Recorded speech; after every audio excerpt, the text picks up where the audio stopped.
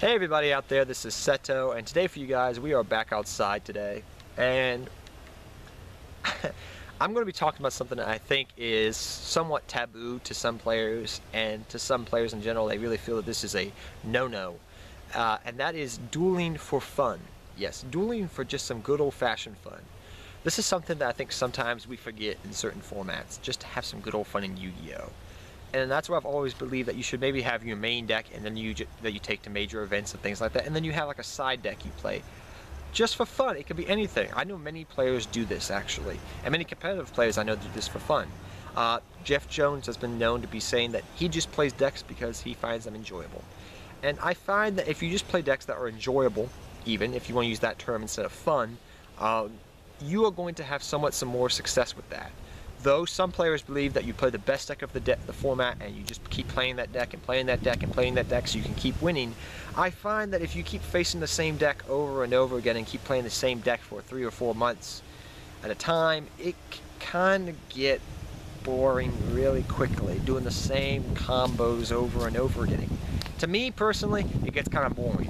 One of the reasons why I have many decks, and I'm pretty much the person that has a million decks, but not a million yet. I'm kind of like Bastion, even though I love being called Seto Kaiba and I love Seto Kaiba.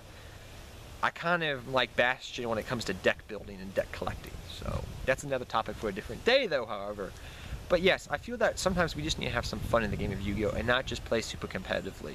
It can broaden your horizons, I feel like, mainly, because you can learn about all these different cards in the game of Yu-Gi-Oh! And there's many times you see like this card that you just, you know, if you broaden your horizons and you play different decks for fun, even that, you know, you get a more general sense of the card pool and the vastness of the card pool and different cards that you can play to make certain decks better.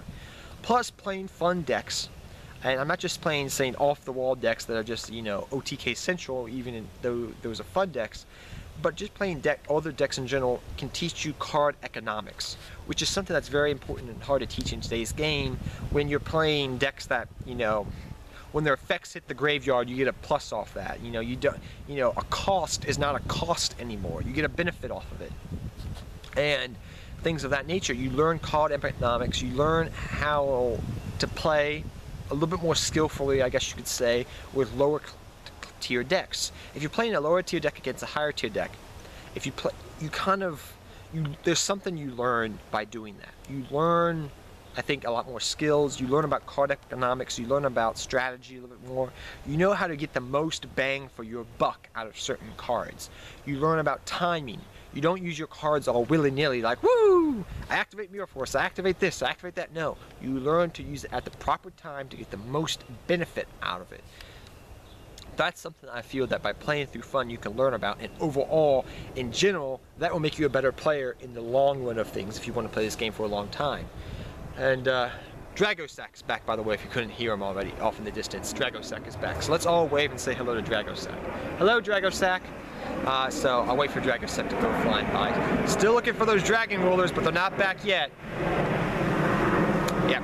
But beside the point, joking aside there, I guess that's kind of my running joke in all my videos. Dragosac keeps flying by. Dragosac does, but whatever. Beside the point, I think there's a lot to be learned from playing for fun, and not just playing competitive all the time.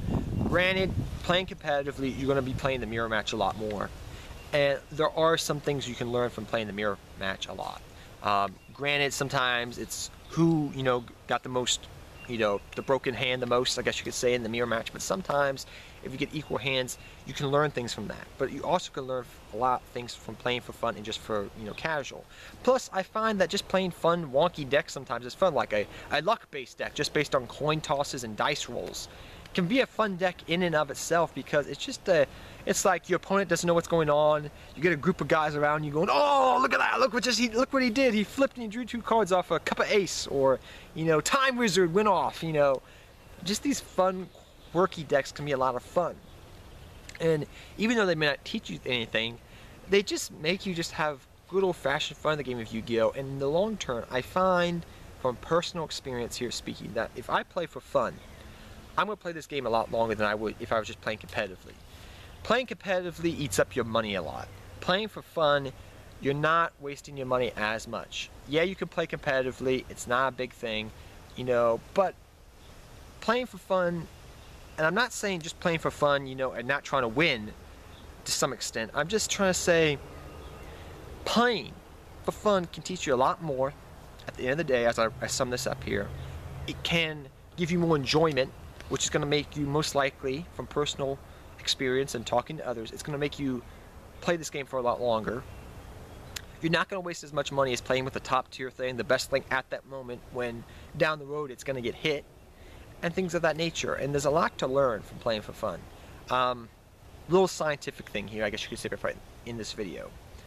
If you watch National Geographic or things that talk about animals, and when you were a kid as well, personal experience here, when you play for fun, you're learning something. You know, why do animals play for fun when they wrestle and, you know, outside, and why do we wrestle and why do we have fun? It's because it teaches us fundamentals. The same thing, I feel like, can be said for the game of Yu-Gi-Oh! When animals play around, they're practicing their hunting skills. When we were playing around when we were kids, we were trying to learn some things. You know, it taught us social skills. It taught us etc., etc., etc., things of this, you know, demeanor. And the same thing can kind of be applied for Yu-Gi-Oh! I feel like. So that's what I'm just going to say here before this video, my camera dies on me here. But I hope you took something away from this, and I hope you enjoyed this video. I know I've harped on this a couple times throughout me doing this channel, but I can't say it enough. About why playing for fun, or just playing for the enjoyment of the game, like Jeff Jones has said, can teach you a lot and help you a lot. Also, just playing for the enjoyment of a certain deck. If you enjoy a certain deck, and you play that deck, like I've said before in the past, you'll focus on trying to make that deck compete against the meta. You'll learn that deck very effectively, and eventually you may even top an event.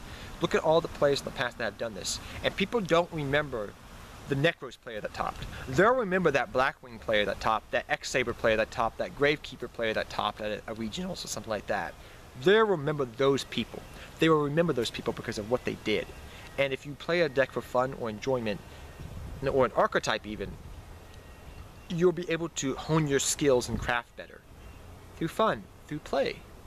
And that's how I'm going to end this video, by tying those things together as best I can. But till next time, guys, take care, have fun dueling, good luck dueling, have fun dueling, have a lot of fun dueling, guys. And I'll see you guys next time. Seto Kaiba, I'm out of you guys. Till next time. Good luck dueling to all of you. Take care, everybody.